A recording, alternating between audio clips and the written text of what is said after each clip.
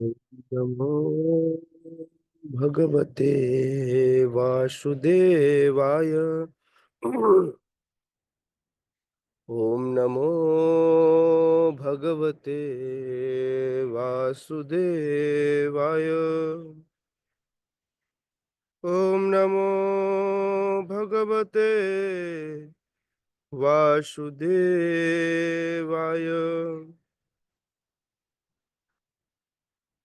नारायणं नमस्कृत्य नरं चैव नरोत्तमं देवीं सरस्वतीं व्यासं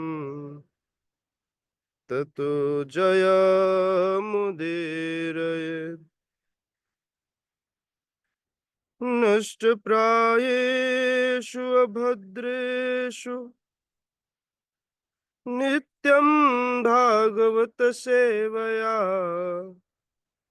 भगवते उत्तम श्लोके भक्तिर्भवति नैष्ठिकी। कृष्णाय वासुदेवाय देवकी नंदनाय च नंदगोपकुमाराय गोविन्दाय नमो नमः। ॐ अज्ञानतिमिरन्धस्य ज्ञानञ्जनशलाकया चक्षुरुन्मीलितं येन तस्मै श्रीगुरवे नमः। श्रीचैतन्यमनोभीष्टं स्थापितं येन भूतले स्वयं रूप कदा मह्यं ददाति स्वपदान्तिकम्। वन्देऽहं श्रीगुरोः श्रीयुतपदकमलं श्रीगुरुन् वैष्णवांश्च श्रीरूपं साग्रजातं सहगण रघुनाथान्वितं तं सजीवं साद्वैतं सावधूतं परिजनसहितं कृष्ण चैतन्य देवं श्रीराधा कृष्ण पादान् सहगण ललिता श्री विशाखान्वितांश्च नमः ॐ विष्णुपादाय कृष्णपृष्ठाय भूतले श्रीमते भक्तिवेदांत स्वामिनिति नामिने। नमस्ते सारस्वती देवे गौरवाणी प्रचारिणे निर्विशेष शून्यवादी पाश्चात्य देश तारिणे। नमो महावदान्याय कृष्ण प्रेम प्रदायते कृष्णाय कृष्ण चैतन्य नामिने गौरतुषे नमः। नमो ब्राह्मण देवाय गो ब्राह्मण हिताय च जगत हिताय कृष्णाय गोविंदाय नमो नमः।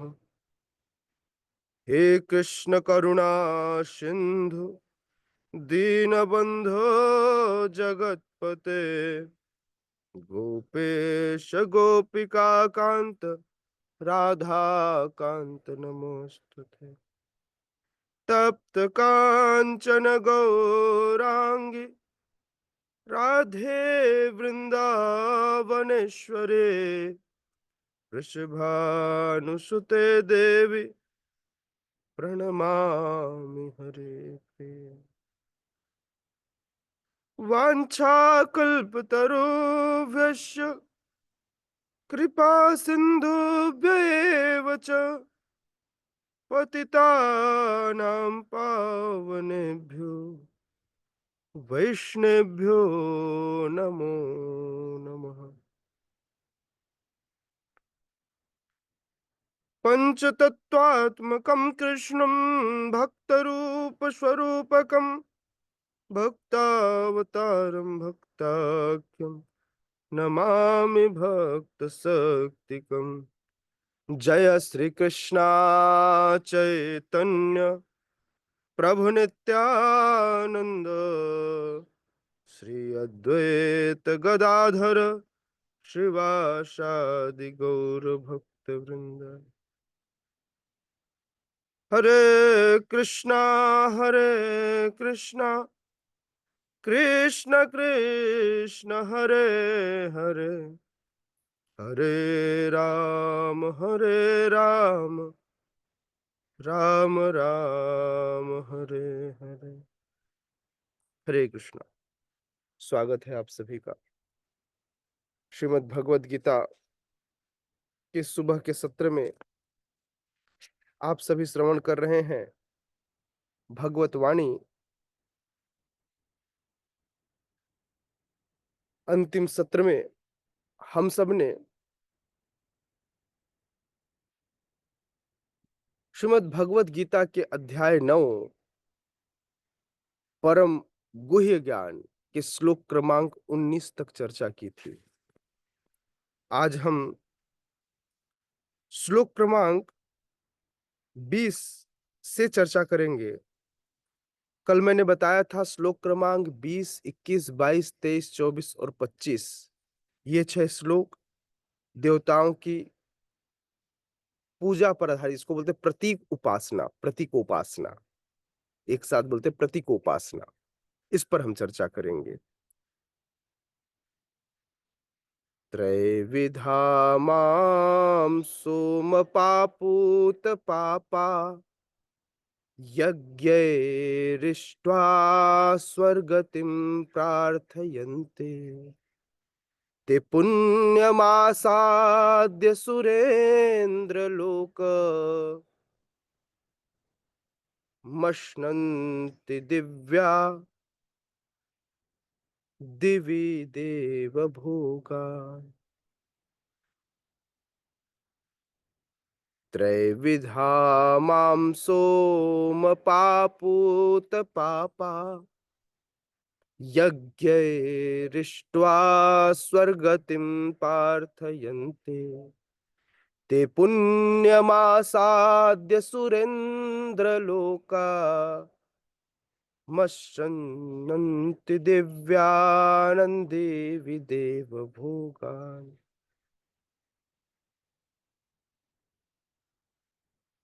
अच्छा, ये जो चौथे लाइन का म है ना, इसको तीसरे लाइन में लोक लोक के साथ म ले लेंगे, है ना, इसको अलग अलग रखेंगे।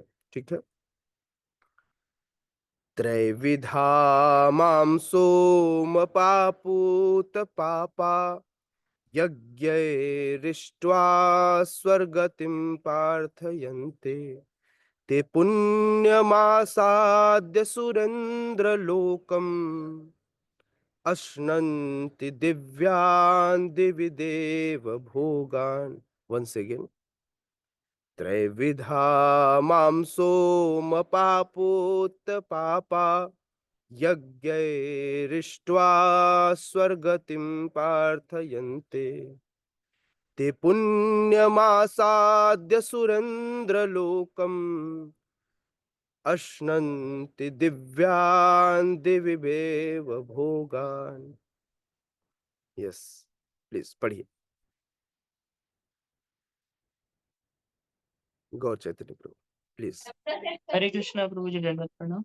त्रैविद्या माम सोमा पापूता पाप, त्रैविद्या माम सोम पापूत पापम, यज्ञैस्त्वा स्वर्गतिं प्रार्थयन्ते, ते पुण्यमासाद्य सुरेन्द्रलोकाम् अश्नान्ति दिव्यान् दिवि देव भोगान्।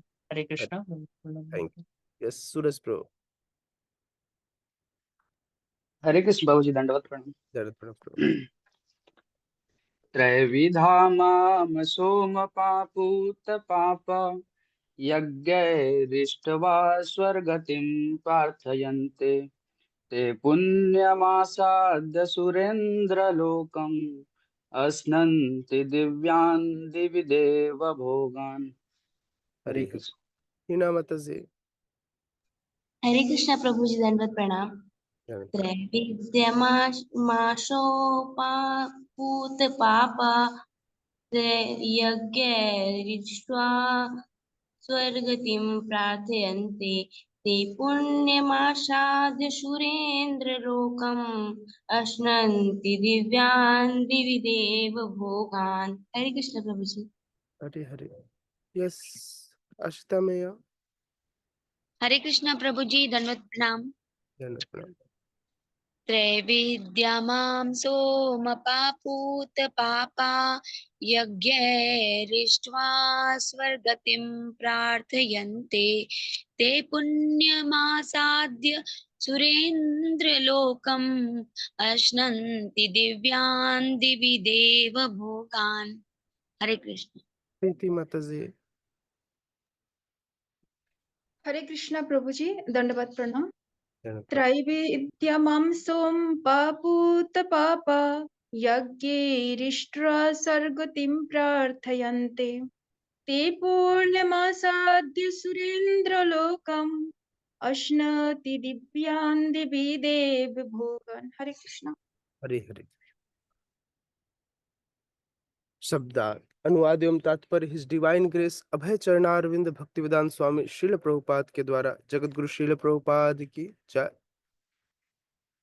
भगवान कहते हैं, जो वेदों का अध्ययन करते तथा सोमरस का पान करते हैं, वे स्वर्ग प्राप्ति की गवेषणा करते हुए अप्रत्यक्ष रूप से मेरी पूजा करते हैं।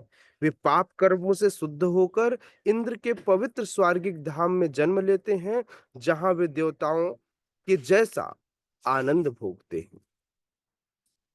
त्रैविधा, एक्चुअली पहले यजुर ऋग्वेद, सामवेद, अथर्ववेद जो चौथा वेद है, अथर्ववेद बाद में आया।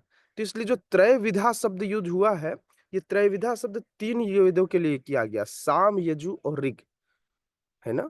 अथर्ववेद बाद में आया, है ना। तो इसलिए 3 वेद पहले थे, ये 3 वेदों से फिर चौथा वेद फिर बनाया गया, है ना। तो त्रैविधा शब्द 3 वेद, साम, यजु तथा ऋग्वेद का सूचक है। जिस ब्राह्मण ने इन तीनों वेद का अध्ययन किया है, वह त्रिवेदी कहलाता है। क्या कहलाता है? त्रिवेदी। जो इन तीनों वेदों से प्राप्त ज्ञान के प्रति आसक्त रहता है, उसका समाज में आदर होता है। दुर्भाग्यवश वेदों में ऐसे अनेक पंडित हैं जो उनके अध्ययन के चरम लक्ष्य को नहीं समझते। इसलिए कृष्ण अपने को त्रिवेदियों के लिए, मतलब जो खूब वेद पाठ करता उनके लिए भी अपने आप को भगवान क्या कह रहे हैं? परम लक्ष्य घोषित करते हैं। बोले आपके पढ़ने से कोई लाभ नहीं यदि आपने मुझे लक्ष्य नहीं बनाया। तो भगवान ऐसे वेद पाठन करने वाले लोगों के लिए भी अपने आप को क्या करते हैं? अपने आप को ही परम लक्ष्य बताते हैं कि मैं ही तुम्हारे लिए भी परम लक्ष्य, मैं ही हूँ, मेरे अलावा कोई तुम्हारा लक्ष्य जीवन का नहीं है। समझ में आ रहा है? वास्तव में त्रिवेदी मतलब जो 3 त्रिवेदी, मतलब इन त्रिवेदियों की बात नहीं हो रही, हालांकि ये शब्द वहीं से आया है। जो ब्राह्मणों के नाम के पीछे जो त्रिवेदी, चतुर्वेदी, द्विवेदी लिखा जाता है, ये कैटेगरीज हैं जो अलग अलग वेदों का नॉलेज रखते हैं, उनके अनुसार इन्हें त्रिवेदी, द्विवेदी या चतुर्वेदी कहा जाता है ना। श्रील प्रभुपाद कहते हैं कि वास्तविक त्रिवेदी जो होंगे, जो नाम के त्रिवेदी नहीं होंगे, काम के त्रिवेदी होंगे, ऐसे त्रिवेदी भगवान के चरण कमलों की शरण ग्रहण करते हैं और भगवान को प्रसन्न करने के लिए उनकी शुद्ध भक्ति करते हैं। कलयुगी त्रिवेदी की बात नहीं की जा रही है, ऐसे त्रिवेदी जो वास्तविक त्रिवेदी होंगे। नाम तो बहुत सारे, नाम के पीछे त्रिवेदी लगा हुआ है, करते कुछ और ही है ना। तो इसलिए ऐसे त्रिवेदियों की बात नहीं कर कह रहे हैं, जो वास्तविक त्रिवेदी होंगे वो भगवान के चरण कमलों की शरण ग्रहण करते हैं और भगवान को प्रसन्न करने के लिए उनकी शुद्ध भक्ति करते हैं। भक्ति का सूत्रपात देखिए, भक्ति न तो यज्ञ करने से प्रारंभ होता, न ही भक्ति बड़े बड़े अनुष्ठान करने से प्रारंभ होता। अनुष्ठान करने से अहंकार बढ़ जाता है। राजसूय यज्ञ करें, अश्वमेध यज्ञ करें, बड़े बड़े आयोजन करें, इससे अहंकार बढ़ता है, भक्ति नहीं। मैंने कराया, भक्ति का सूत्रपात नहीं हो पाता। इवन दो आजकल के समय में घरों में होने वाले जो भागवत तथा कथित भागवत कथा है, ये भी लोगों के अहंकार को बोले हमने 4 बार भागवत कथा करा लिया प्रभु जी, क्या आप भक्ति सिखाओगे हमें, लाइक दैट। तो ये जो अनुष्ठान है ये अहंकार को बढ़ाते हैं। और वैसे भी तो इसलिए मैंने तथाकथित भागवत कहा, क्योंकि लोग भागवत करते नहीं है, और भागवत करते तो उनको भक्ति अवश्य प्राप्त होती, भागवत की जगह कुछ और ही होता है।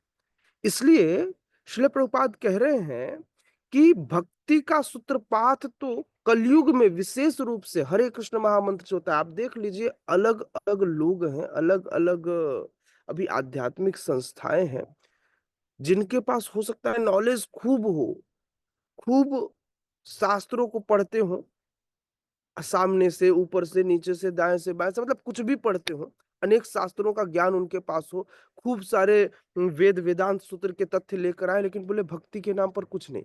वो आपस में ही लड़ते रहते हैं, बोले कौन बड़ा कौन छोटा, क्या करना क्या नहीं करना। वो जीवन भर आपस में एक दूसरे के साथ कंपटीशन करने में ही, एक दूसरे को काटने में ही लग जाते हैं। जबकि शिला प्रभुपाद बहुत क्लियरली भक्ति का सूत्रपात करना है इस कलयुग के लिए, विशेषकर हरे कृष्ण महामंत्र।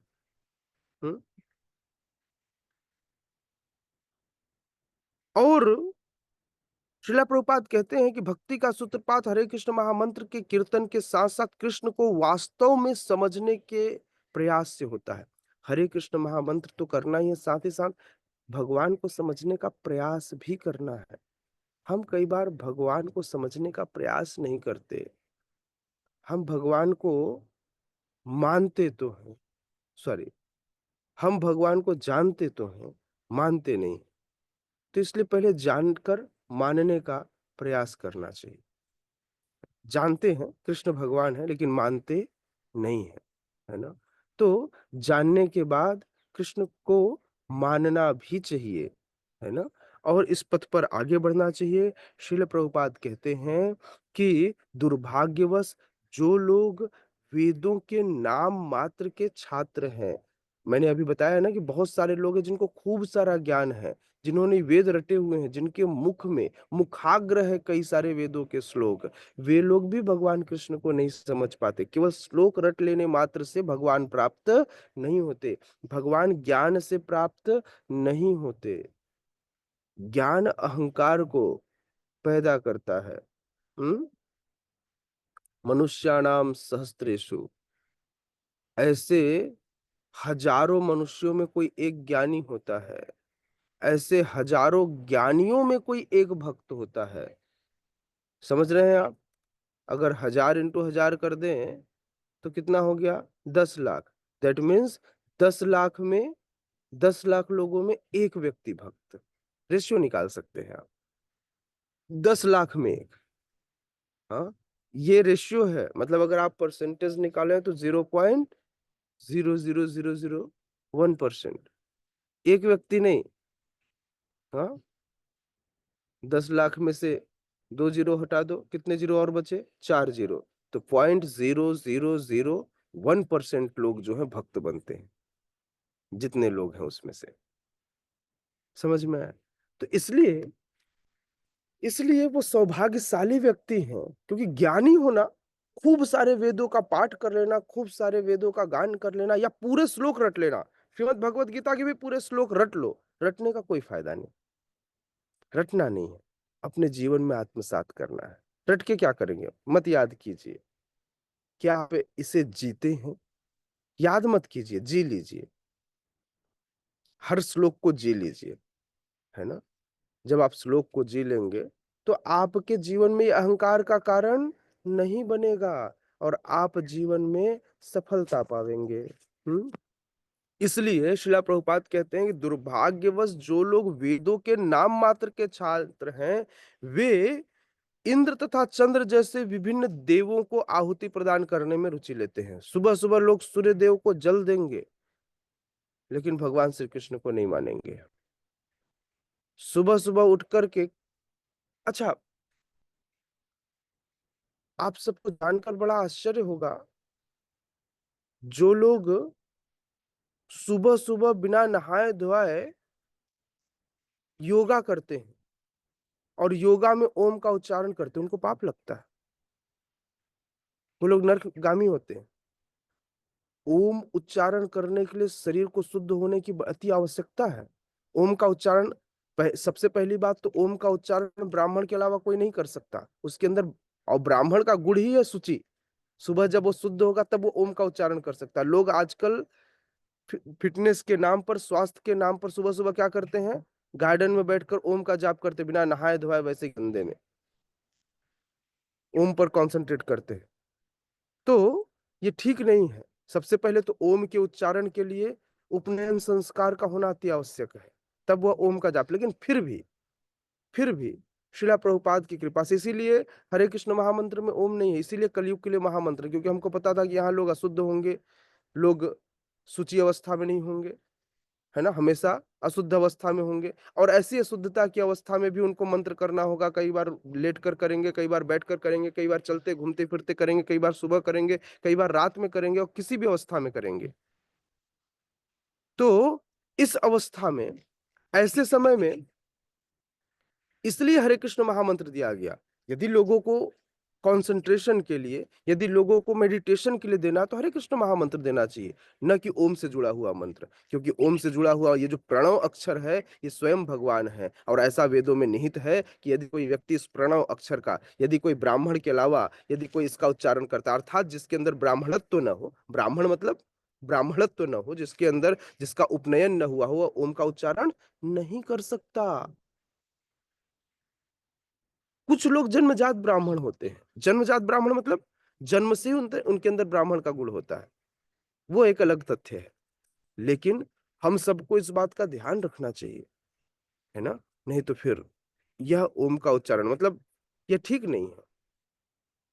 खैर, यह पब्लिक प्लेटफॉर्म पर नहीं कहना चाहिए, फिर भी मैं कह रहा हूं, यह लोगों को समझना पड़ेगा, है ना, कि इसका उच्चारण नहीं कर। जिस तरह से गायत्री, जैसे गायत्री मंत्र जो ब्रह्म गायत्री है, ब्रह्म गायत्री का उच्चारण नहीं होना चाहिए जोर से, उसे सिर्फ 3 तरह से गायत्री की उपासना की जाती है, मानसिक, उपांशु और वाचिक। तो जितनी गायत्रियां हैं, ये 2 तरीके से ही की जाती हैं। सॉरी, मंत्रों की उपासना 3 तरह से की जाती है, मानसिक, उपांशु और वाचिक। लेकिन उसमें जो गायत्री मंत्र है, इस गायत्री मंत्र को केवल और केवल 2 ही तरीके से कहा जा सकता है। फर्स्ट वन इज मानसिक, या तो मन में कहा जाएगा। दूसरा उपांशु, या तो उसे सिर्फ होंठ हिलाकर कहे जाएंगे, न कि आवाज नहीं निकलेगा, सिर्फ होंठ हिलेगा, दैट इज उपांशु, है ना। जब अपन होंठ हिलाते हैं आवाज नहीं आती है, वाचिक नहीं होगा, दूसरे को सुनाई नहीं देना चाहिए। हम्म तो इसलिए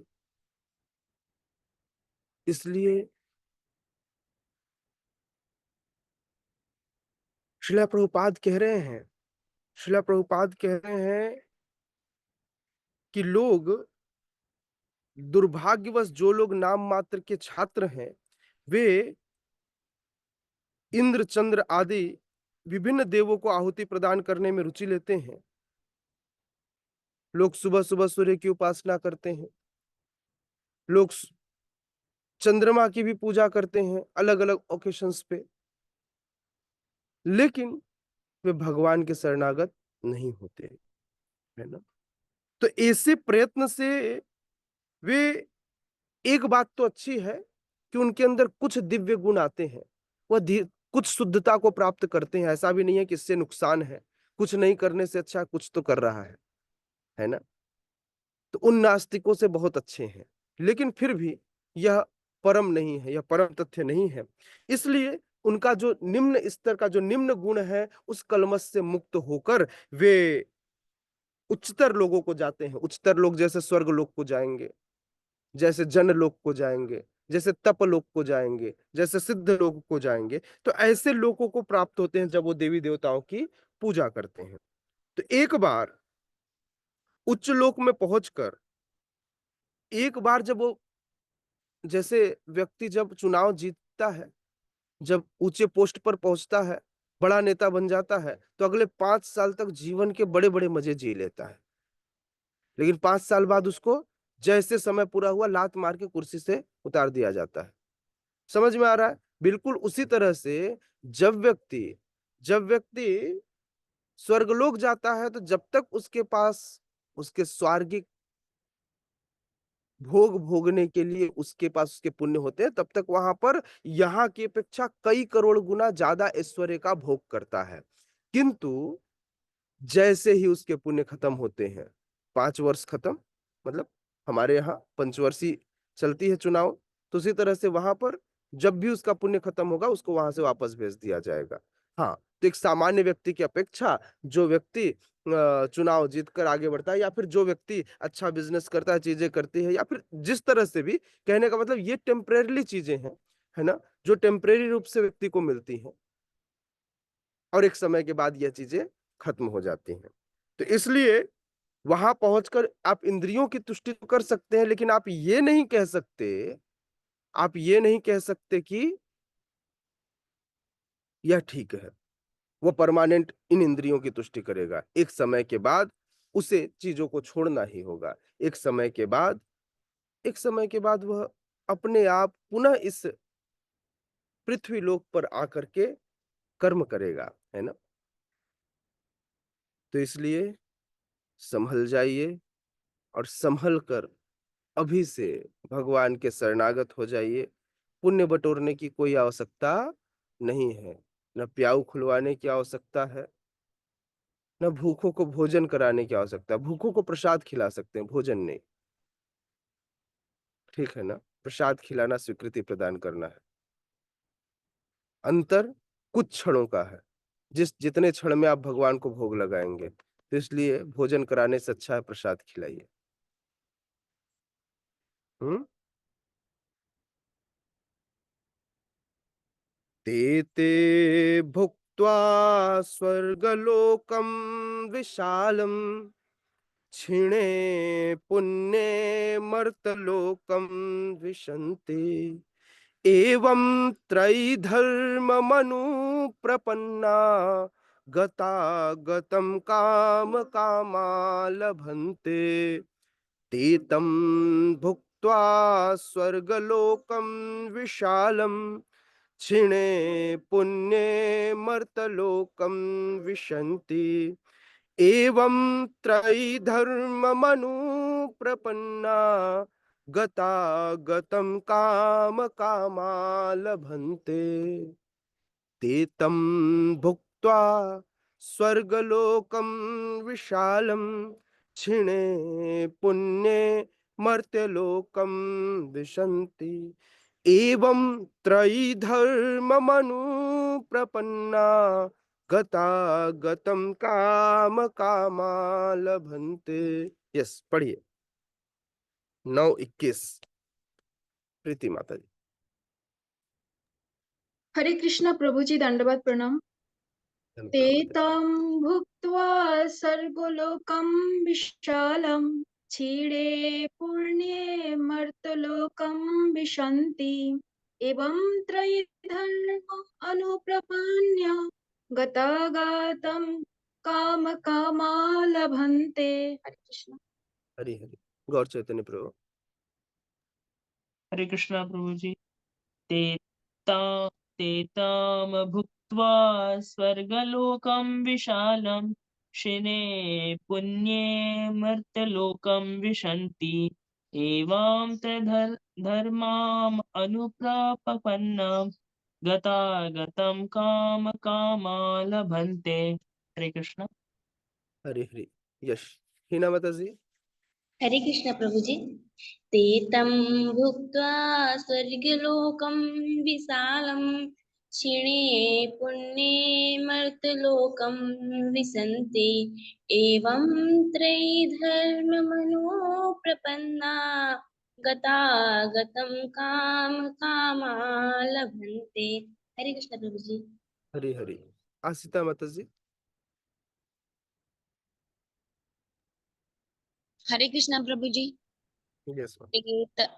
ते तं भुक्त्वा स्वर्गलोकं विशालं क्षीणे पुण्ये मर्त्यलोकं विशन्ति।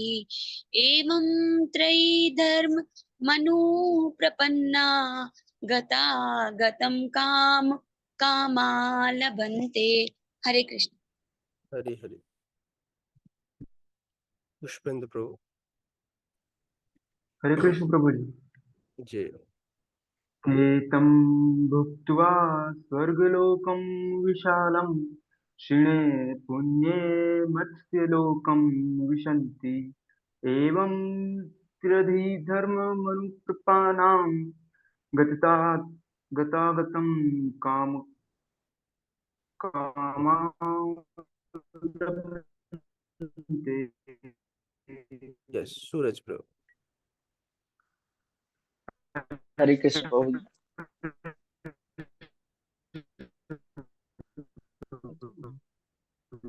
बड़ी ते तं भुक्त्वा स्वर्गलोकं विशालं क्षीणे पुण्ये मर्त्यलोकं विशन्ति। एवं त्रैधर्ममनुप्रपन्ना गतागतं काम कामा लभन्ते। कबीर हरे प्रभु। कृष्ण। हरे कृष्ण प्रभु जी। एतं भुक्त्वा स्वर्गलोकं विशालं क्षिणे पुण्ये मर्तले लोकं विशन्ति। एवं त्रयी धर्ममनुप्रपन्ना गता गतं काम कामा लभन्ते। हरे डॉक्टर माता जी। हरे कृष्ण प्रभु जी, दंडवत प्रणाम। हेलो।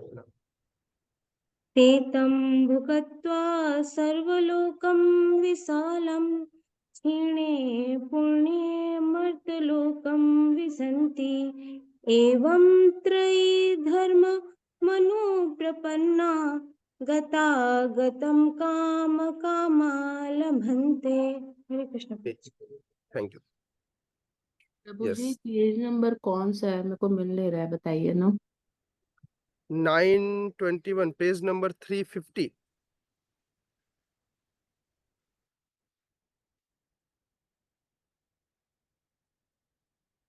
श्रील प्रभुपाद कहते हैं, भगवान कह रहे हैं इस प्रकार जो मैंने अभी वर्णन किया, ते तम भुक्त्वा स्वर्गलोकम विशालम, जब वे स्वर्ग में खूब सारा, विशालम खूब सारा भोग कर लेते हैं, स्वर्गलोक का भुक्त्वा भोग लेते हैं, तब क्षीणे पुण्य, उनका पुण्य क्षीण हो जाता, खत्म हो जाता, पैसा खत्म हो जाता है। हाँ, जितना पैसा, जितने का टिकट कटाया था, वो समय 3 घंटे की फिल्म खत्म, है ना। जैसे फिल्म खत्म, क्षीणे पुण्य मर्त्यलोकम विसंति, तो फिर से क्या हो जाते हैं, मर्त्यलोकम, इस मृत्यु लोक में वापस आ जाते हैं, इस मृत्यु लोक में लौटकर वापस आ जाते हैं। एवं त्रय धर्म मनु प्रपन्ना, और इस प्रकार तीनों वेदों के सिद्धांत में दृढ़ रखकर इंद्रिय सुख की गवेषणा करते हैं और उन्हें जन्म मृत्यु का चक्र ही मिल पाता है।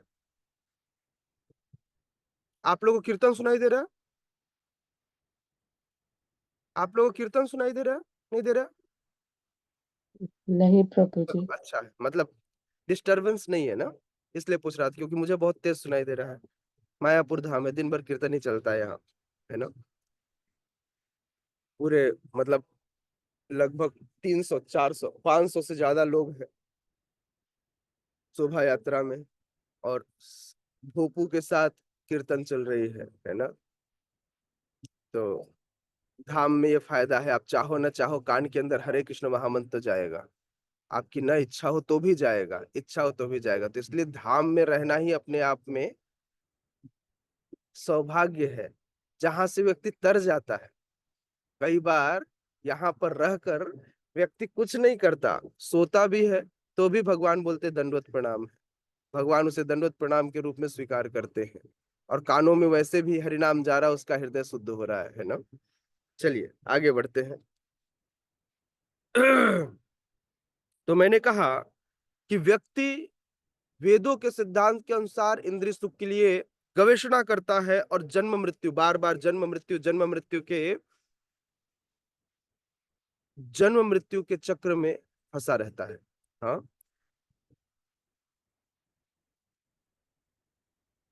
श्रीला प्रभुपाद लिखते हैं कि जो स्वर्गलोक प्राप्त करता है उसे दीर्घ जीवन तथा विषय सुख की श्रेष्ठ सुविधाएं प्राप्त होती है, तो भी वहां सदा नहीं रहने दिया जाता। इवन दो व्यक्ति स्वर्गवासी हो भी जाए तो स्वर्गवासी होने के बाद भी कभी भी वो पुनः इस नरक लोक में आ सकता है, इस मृत्यु लोक में आ सकता है। मतलब परमानेंट स्थान स्वर्गलोक नहीं है। जैसे ही आपके पुण्य क्षीण होंगे, पुण्य खत्म होंगे, वैसे ही आपको स्वर्गलोक से वहां से निकलना होगा। आप स्वर्गलोक में ही नहीं रह सकते। राइट। पुण्य कर्मों के फलों के क्षीण होने पर उसे पुनः पृथ्वी पर भेज दिया जाता है, जैसा कि वेदांत सूत्र में इंकित है, जन्माद्यश्यतः, है ना। क्या? जिसे पूर्ण ज्ञान प्राप्त नहीं है या जो समस्त कारणों के कारण कृष्ण को नहीं समझता, वह बार बार इस धराधाम में जन्म मृत्यु के चक्र में फंसता रहता है ना। जन्माद्यश्य यतः, वह जीवन के चरम लक्ष्य को नहीं पा पाता। वह बारंबार स्वर्ग जाता है, फिर पृथ्वी पर आता है, फिर स्वर्ग जाता है, फिर पृथ्वी पर आता है, और इस प्रकार से कभी कभी नर्क भी जाता है, क्योंकि ऐसा तो है नहीं कि हर बार अच्छा ही काम करेगा। कई बार अनचाहे में भी गलती हो जाती है, मन तो नहीं होता है, सॉरी बुद्धि तो नहीं कहती है, लेकिन मन कहता नहीं भाई कर ले, कौन देख रहा है, नहीं गौर चैतन्य प्रभु। तो इस प्रकार से अनचाहे में भी पाप होते हैं, जिसके कारण व्यक्ति को नरकगामी होना पड़ता है। समझ में आ रहा है? तो हर बार पुण्य मिलेगा यह भी जरूरी नहीं है। कब भूल होगी और कब व्यक्ति निपट जाएगा, कब वो नरकगामी हो जाएगा, यह कहना बहुत मुश्किल है। तो इसलिए सारांश यह है कि वह बैकुंठ लोक न जाकर स्वर्ग और मृत्यु लोक के बीच में जन्म मृत्यु के चक्र में घूमता रहता है। अच्छा तो यह होगा कि यदि वह सच्चिदानंद सुख चाहता है, वह चाहता है कि जीवन में उसे परम सुख मिले, तो उसके लिए क्या करना चाहिए? उसके लिए उसे प्रयासरत होना चाहिए, भगवान के शरणागत होकर बैकुंठ लोक की प्राप्ति करनी चाहिए, क्योंकि वहां से इस धराधाम पर दोबारा वापसी नहीं होती, दोबारा जन्म लेने की आवश्यकता नहीं पड़ती, वह दोबारा जन्म नहीं लेता। समझ में आ रहा है?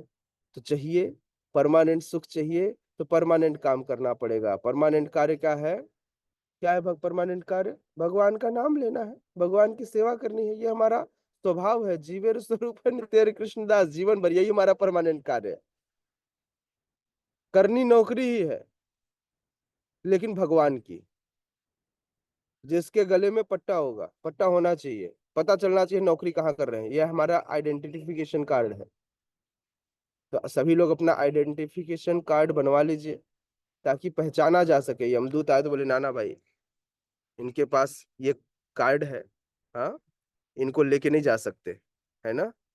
तो सभी लोग अपना आइडेंटिटी तैयार करवा लीजिए, ताकि टेंशन फ्री हो जाए, यमदूत वाला चक्कर खत्म हो जाए और परमानेंट जगह पर पहुंच सके। वो परमानेंट जगह कहाँ है? हाँ, हम सब अथोराइज्ड कुत्ते हैं, राइट। अथोराइज्ड कुत्तों को म्यूनिसिपालिटी की गाड़ी उठाकर नहीं लेके जाती, है ना। लेकिन जो बाहर घूम रहे हैं लावारिस कुत्ते हैं, उनको कभी भी उठा के ले जा सकती, कभी भी उठा के कोई पत्थर मार देता है।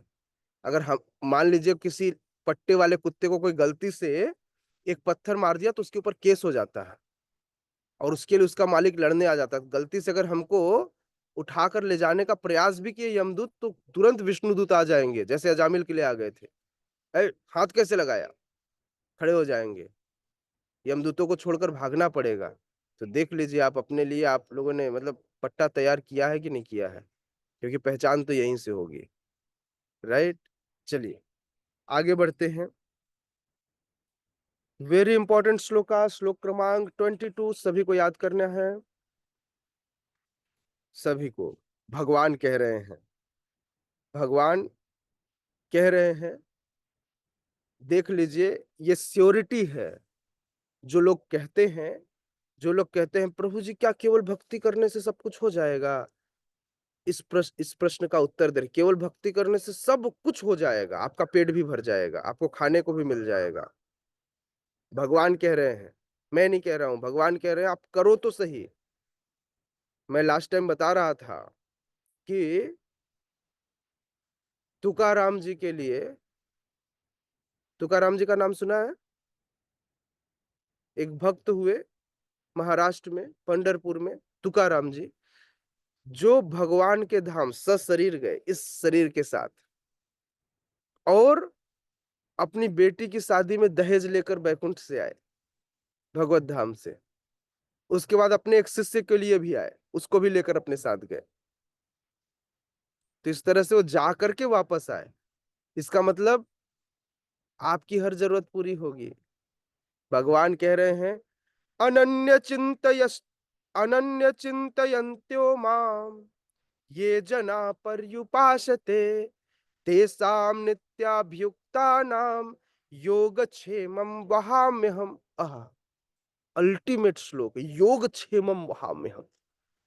योगक्षेमम, वहां मैं वहन करता हूं, ढोता हूं। किसको? भक्तों को नहीं, भक्तों की जिम्मेदारियों को। आप शरणागत होकर देखिए, कोई भी चीज कमी नहीं, बस पर एक ही प्रॉब्लम है, शरणागति। हमारी शरणागति नहीं है, कोई भी चीज कमी नहीं होगी। आपके माता पिता की सेवा हो जाएगी, कृष्णा कर करेंगे। बस आप पूर्ण रूप से समर्पित होइए। समझ में आ रहा है? आपके घर में पैसे चाहिए, पहुंच जाएंगे। खाना चाहिए, पहुंच जाएंगे। दुर्वासा मुनि पहुंचे अपने लाखों शिष्यों के साथ पांडवों के पास उनके वनवास के समय में, और बोले भोजन चाहिए, प्रसाद चाहिए, दक्षिणा चाहिए, सब कुछ चाहिए। क्या करते? कहां से लाते? अक्षय पात्र से भी। अक्षय पात्र जो द्रौपदी को प्राप्त था सूर्यदेव से, उस अक्षय पात्र में भी तभी तक प्रसाद आता था जब अंतिम भोजन कौन करती है? द्रौपदी। अगर द्रौपदी ने भोजन कर लिया तो उस दिन प्रसाद का कोटा बंद, उस दिन उसमें से खाना नहीं आएगा। द्रौपदी भोजन कर चुकी थी। दुर्योधन ने चालाकी से उसी समय दुर्वासा आदि मुनियों को भेजा जब द्रौपदी भोजन कर चुकी हो। अब इतने सारे लोग को फिस्ट कहां से कराए? कैसे पकवान खिलाए? क्या खिलाए? श्री कृष्ण गोविंद हरे मुरारी, हे नाथ नारायण वासुदेव। हाँ? केवल भगवान के शरणागत हुए युधिष्ठिर सहित माता द्रौपदी ने प्रार्थना की, भगवान आए और सबको संतुष्ट कर दिया। लिया जिम्मेदारी, पांडवों की जिम्मेदारी थी इनको भोजन कराना, भगवान ने करा दिया। एक दाना खाकर ही भाव से संतुष्ट हुए, और खा करके पेट भरे, सबका पेट एक साथ भर दिया। तो योगम क्षेमम वहां में हम किसके लिए? जो अनन्य चिंतयन्तो माम, जो अनन्य भाव से मतलब एक निष्ठ होकर, कहीं और नहीं। न पत्नी में आसक्त, न पति में आसक्त, न घर में, न पैसे में, न बिजनेस में, किसी में आसक्त नहीं। अनन्य चिंतयन्तो माम। न करवा चौथ करना है, समझ में आ रहा है? लक्ष्य मानकर तो नहीं, अनन्य चिंतयन्तो माम। और जो इस प्रकार से चिंतयन्तो, जो इस प्रकार से अनन्य भाव से चिंतन करता है, जे जना पर्युपासते, पर्य उपासते, ठीक भाव से मुझे पूजता है, तेसाम नित्य अभियुक्ता नाम। ऐसा व्यक्ति जो सदा अभियुक्ता नाम, जो सदा भक्ति में लीन रहता है, उसके लिए मैं क्या करता हूं? योग क्षेमम वहां में हम, मैं योग मतलब जितनी भी उसकी आवश्यकताएं हैं, जो भी आवश्यकताएं हैं, क्षेमम, उनको सुरक्षा आश्रय प्रदान करता हूं, मैं उनको उनका सुरक्षा प्रदान करता हूं। वहां में हम वहन करता हूं, ढोता हूं। कौन? अहम, मैं, भगवान स्वयं। मतलब ऐसा नहीं कह रहे कोई किसी और को भेजते हैं, भगवान स्वयं ढोते हैं। एक भक्त थे, उड़ीसा में हुए, उनका नाम था जगन्नाथ दास।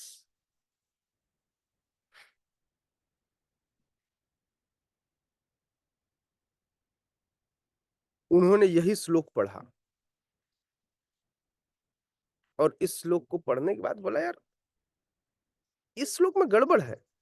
देखो ऐसा थोड़ी, लेकिन बहुत बड़े भक्त थे कृष्णा के, इतने बड़े भक्त, सेम श्लोका, 9वां अध्याय 22वां श्लोक, ये श्लोक पढ़ा और उनको बोले बाकी सब ठीक, मैं भगवान की सारी बातें मानता हूं, लेकिन ये थोड़ा सा अतिशयोक्ति हो गई। भगवान थोड़ी ढोकर लेकर आएंगे, भगवान थोड़ी ऐसा करते हैं, मतलब अतिशयोक्ति हो गई। नित्य मैं सारी जिम्मेदारी पूरी कर दूंगा, शादी करा दूंगा, फला करा दूंगा, मान लो मेरे घर में जरूरत हो गया तो मैं क्या करूंगा?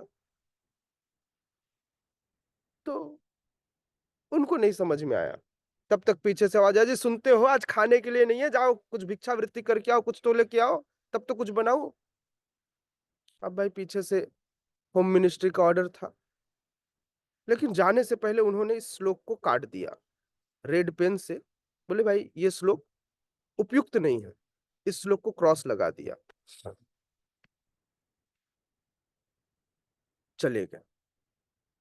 कुछ समय बाद एक बड़े से छकड़े में, बड़े से बैलगाड़ी में खूब सारा सामान लाद कर, राशन पानी कपड़ा लत्ता। अच्छा उसकी पत्नी, उनकी पत्नी ऐसी थी, इतने दरिद्र थे ये जगन्नाथ दास कि उनकी पत्नी की साड़ी जो पहनती उस साड़ी में कई जगह छेद थे, एक ही साड़ी, इतना गरीब था घर में। लेकिन भगवान के बड़े बड़े शुद्ध भक्त थे। लेकिन इस श्लोक में वे हिल गए, बोले ऐसा नहीं होता। आज तक उन्होंने कभी कोई डिमांड की नहीं थी, आज भी नहीं की। वो गए भिक्षावृत्ति करने, कुछ घंटों में, घंटा 1.5 घंटा में एक छकड़े पर, एक बैलगाड़ी पर खूब सारा सामान लादे। एक बालक पसीने में तरबतर हुए गाड़ी को खींचते हुए उनके घर पर पहुंचा, खटखटाया, ब्राह्मणी ने दरवाजा खोला। ब्राह्मणी पूछे तुम कौन? बोले आपके पति ने भेजा है, ये कुछ राशन का सामान है, रखवा लो, मुझे और भी जगह डिलीवर करने जाना है।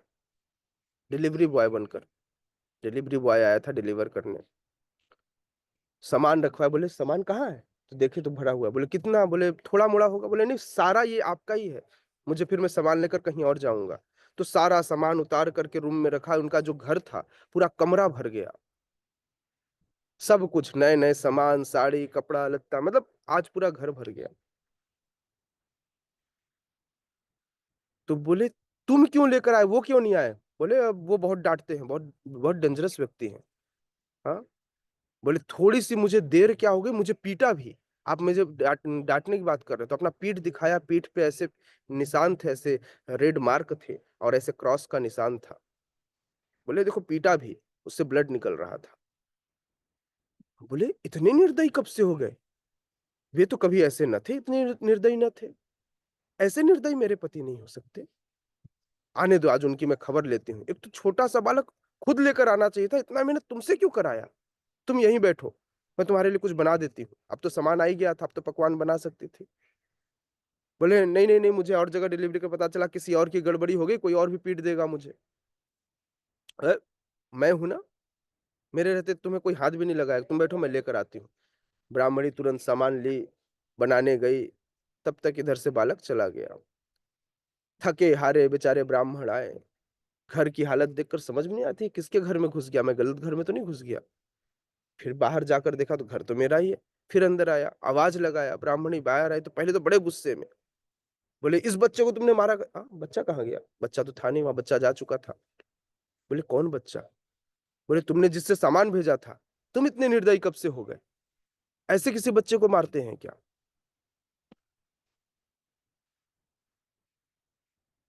समझ में नहीं आया उन्हें। बोले तुमने जिससे ये सारा सामान भेजा। बोले मैंने सामान भेजा? बोले हाँ तुमने ही तो भेजा, और किसने भेजा? ब्राह्मणी बोले ये पागल हो गया, ये बोलते हुए ब्राह्मणी वहां से चली गई। वो सोचते रहे, बोले ये क्या बात हुई। अचानक ध्यान आया, अपने उस कक्ष में गए जहां पर वो पढ़ाई कर रहे थे, जहां पर वो शास्त्र का अध्ययन कर रहे थे। जा करके उस पेज को खोला, 9वां अध्याय 22वां श्लोक, देखिए उससे वो निशान गायब है। अब उस 22वें श्लोक पर कोई निशान नहीं है। भगवान के सामने जाकर नतमस्तक हुए, आँखों आँखों में अश्रु थे, बोले मैं इतना दुर्भाग्यशाली भगवान आप स्वयं आए। ब्राह्मणी का सौभाग्य देखिए, उसने आपका दर्शन भी कर लिए और मैं कुछ न कर सका। रोने लगे। खैर, ये उनकी शुद्ध भक्ति का प्रताप था। तो भगवान अपने भक्तों की, कौन से भक्तों की? अनन्य चिंतयन्तो माम, ऐसे अनन्य भक्त जो केवल भगवान के चिंतन करते हैं, उनके समस्त, उनके जो कुछ उनके पास है उसकी रक्षा करते हैं, जो जरूरत है उसे पूरा करते हैं। और कैसे? अपने पीठ पर धारण करते हैं समस्त जिम्मेदारियों को, भक्तों की जिम्मेदारियों को। इसलिए कोई परेशानी नहीं। यदि कोई बोले प्रभु जी तो क्या मुझे आज से घर छोड़ देना चाहिए? यस, छोड़ देना चाहिए। आपकी सारी जिम्मेदारी कृष्ण पूरा करेंगे। इंस्टेंट छोड़ देना चाहिए, कोई जिम्मेदारी नहीं। सर्वधर्मान परित्यज्य मामेकम शरणं व्रज, हम तो हम सर्व पापेभ्यो मोक्षयिष्यामि मा शुचः। नो इश्यू, कोई परेशानी नहीं, छोड़ देना चाहिए, कहीं कोई परेशानी नहीं। इंस्टेंट। ना हो पूरा तो बताओ, पूरा होगा। हाँ, जरिया कुछ भी हो सकता है, परेशान नहीं होंगे। किसी के भी, किसी के भी मतलब जरिया कुछ भी होगा, जरिया कहीं से भी आ सकता है, लेकिन परेशान नहीं होंगे। अपने आप मान लीजिए उसके घर में दूसरे बच्चे हैं तो उनको सफलता मिल जाए, मतलब घर में जो जिम्मेदारी ये निभाता था वो जिम्मेदारी सारी पूरी हो जाएंगी, जिम्मेदारियों में कोई कमी नहीं आएगी, सारा कुछ अपने आप हो जाएगा। ठीक है, चलिए। तात्पर्य में शिला प्रभुपाद लिखते हैं, जो एक क्षण भी कृष्ण भावनामृत के बिना नहीं रह सकता, वह 24 घंटे कृष्ण का चिंतन करता है। श्रवण, कीर्तन, स्मरण, पाद सेवन, वंदन, अर्चन, दास, सखभाव तथा आत्मनिवेदन के द्वारा भगवान के चरण कमलों की सेवा में रत रहता है। इससे कार्य शुभ होते हैं और आध्यात्मिक शक्ति से पूर्ण होते हैं, जिससे भक्त को आत्म साक्षात्कार होता है। उनकी यही एकमात्र कामना रहती है कि वो भगवान का सानिध्य प्राप्त करे। ऐसा भक्त निश्चित रूप से बिना किसी कठिनाई के भगवान के पास पहुंचता है। यह योग कहलाता है। ऐसा भक्त भगवत कृपा से इस संसार में पुनः नहीं आता। क्षेम का अर्थ है भगवान का कृपा में संरक्षण। भगवान योग द्वारा पूर्णतया कृष्ण भावना भावित होने में सहायक बनते हैं, और जब भक्त पूर्ण रूप से कृष्ण भावना भावित हो जाता है तो भगवान उसे दुखमय बद्धमय जीवन से गिरने से उसकी रक्षा करते हैं। श्रीमद् भगवद गीता यथारूप की जय। जगत गुरु श्रील प्रभुपाद की जय। ये श्लोक सभी याद करेंगे, प्रचार के लिए बहुत इंपॉर्टेंट है। स्वयं के जीवन में भी आप इसे लागू कीजिए, आपके लिए भी बहुत इंपॉर्टेंट है। कुछ भी करने की आवश्यकता नहीं, आपकी सारी जिम्मेदारियां पूरी होंगी। हाँ, गाली जरूर देंगे, भक्तों को कोई अच्छा नहीं कहता, भक्तों को लोग घर वाले भी गाली देते पर, और रिश्तेदार भी गाली देंगे, और मित्र भी गाली देंगे, और समाज भी गाली देगा, लेकिन कोई बात नहीं, आपकी जिम्मेदारी अधूरी नहीं रहेगी। एक समय के बाद ही आपको समझेंगे, तुरंत नहीं। ठीक है, एनी क्वेश्चन?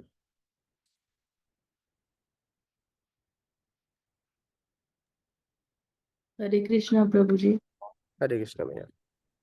मैं कल का मेरा कुछ अनुभव शेयर करना चाहती हूँ। कल जी। सुबह के टाइम पे ऐसा हुआ कि कल हमारे यहाँ वो कन्या भोज हुआ, तो उसके जस्ट पहले हम पूजा करके आए थे देवी मैया के मंदिर से। और मैं आई घर तो मुझे ये लगा कि सबसे पहले कान्हा को भोग लगना चाहिए। मैं उनके सामने ही खड़ी थी हम्म। अपने मंदिर में।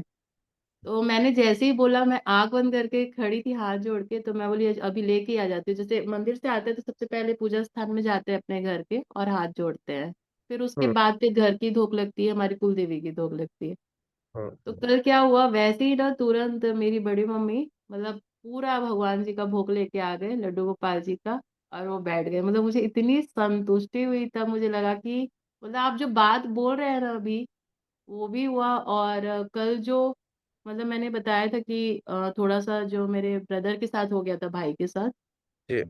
तो कल उसका भी निवारण हुआ। मतलब पता चला कि किसने किया था, क्यों किया था। तो मतलब ये मैं सच में मतलब ये चाह रही थी कि ये होना चाहिए, और इतनी जल्दी न्याय मिलता नहीं है इन सब चीजों में, पता नहीं चलता है।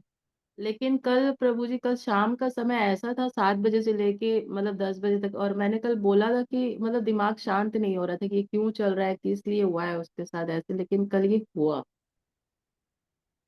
और सीरियसली मतलब ये जो अभी आपने बोला ना कि जिसका कोई भी अन्य लक्ष्य ना हो, मतलब चिंतन करते हुए, तो मैं एक्चुअली चिंता करती थी अब तक, पर अब ये समझ में आ रहा है कि चिंतन चिंतन करने की जरूरत है, चिंता करने की मुझे जरूरत नहीं है। ये मुझे एहसास हो रहा है। थैंक यू माता जी।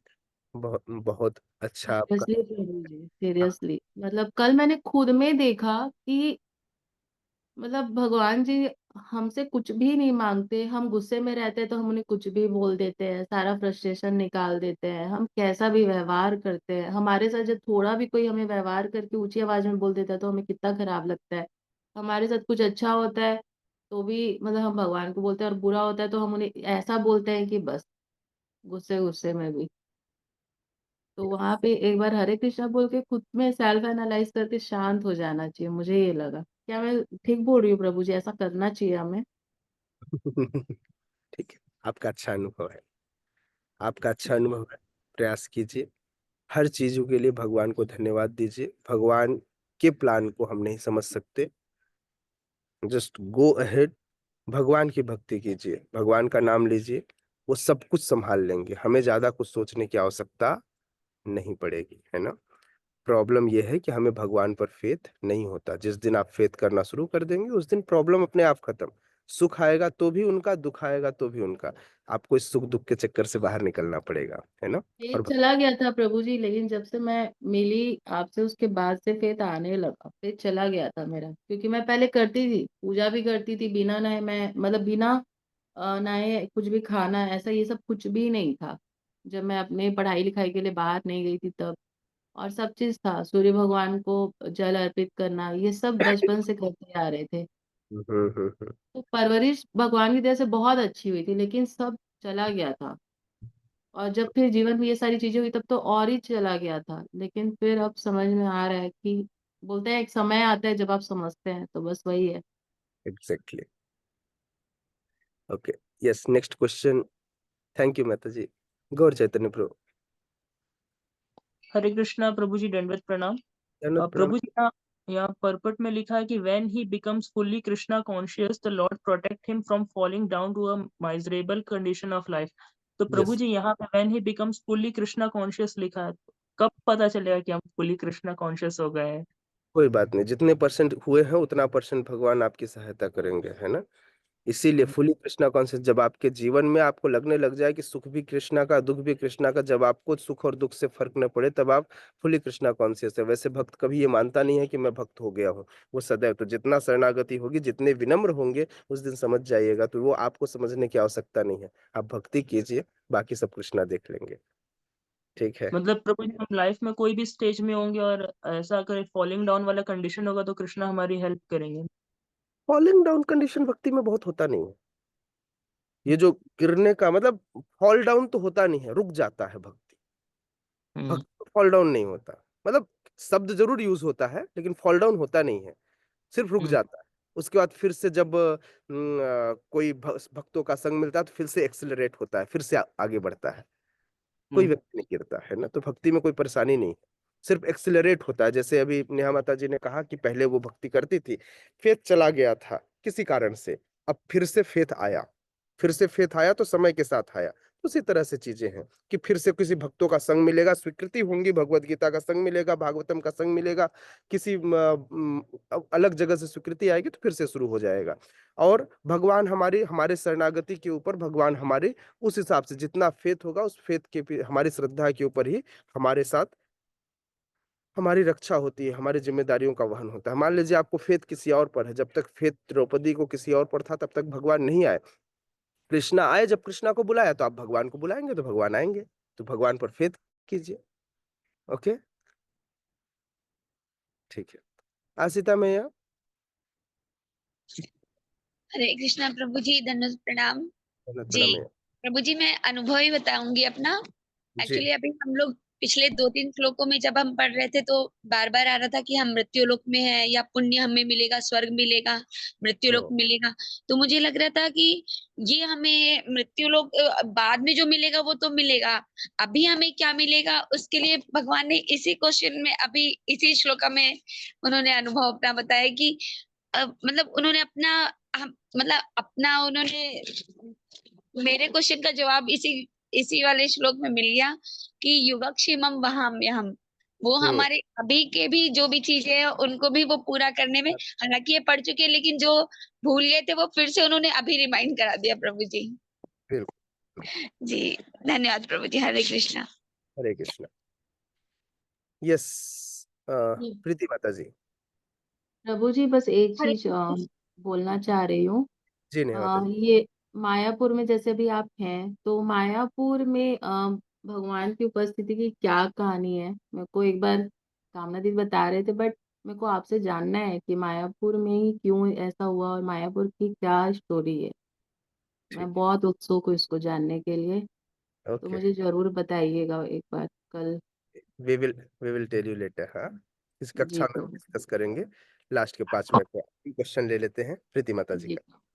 हरे कृष्णा प्रभु जी, दंडवत प्रणाम प्रभु जी। जो तीनों श्लोका लिए बहुत सुंदर और एकदम ज्ञानवर्धक है प्रभु जी। तो जो 20 नंबर का श्लोक है ना प्रभु जी, आमीन। उसमें अनुवाद में श्री प्रभुपाद जी लिखते हैं, जो वेदों का अध्ययन करते तथा सोमरस का पान करते हैं, वे स्वर्ग प्राप्ति की गवेषणा करते हुए अप्रत्यक्ष रूप से मेरी पूजा करते हैं।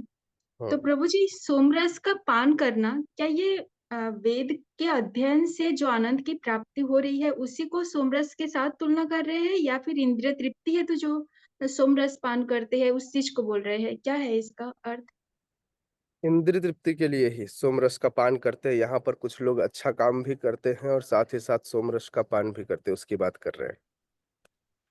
तो प्रभु जी, स्वर्ग जाने हेतु इंद्रिय तृप्ति का साधन किस प्रकार सहायक बन सकता है? स्वर्ग जाने के लिए पुण्य सहायक बन सकता है, आपके पुण्य कर्मास। इंद्रिय तृप्ति, जी।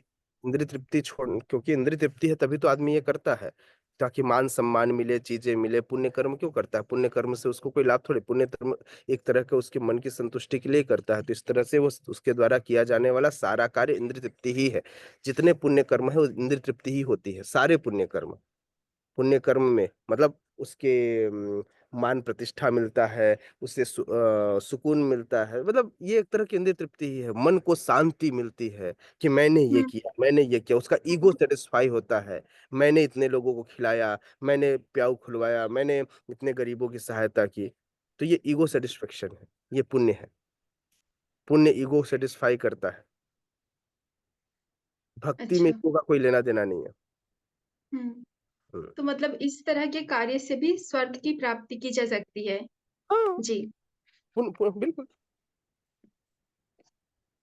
और प्रभु जी, जो 22 नंबर श्लोक है ना, हम्म। तो मुझे ऐसा लग रहा है कि ये श्लोक का अम्बरीश महाराज के लिए बहुत ही परफेक्ट है ना? उनका जो आ, मतलब जिस तरह से भक्ति किए कि सभी इंद्रियों को भगवान की सेवा में लगाए, और भगवान भी उनकी रक्षा किए दुर्वासा ऋषि से, है ना?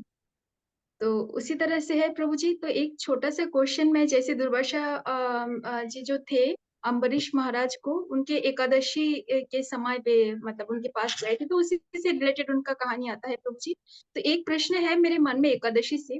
जैसे प्रभु जी, मान लीजिए कोई एकादशी का व्रत रखे है ना, उपवास में है, तो उस समय अगर उसकी शादी होती है तो क्या ये सही है? कर सकते हैं ऐसा? एकादशी के दिन शादी जी। कर सकते हैं। और जैसे व्रत का पालन कर रहे होते हैं उस समय में?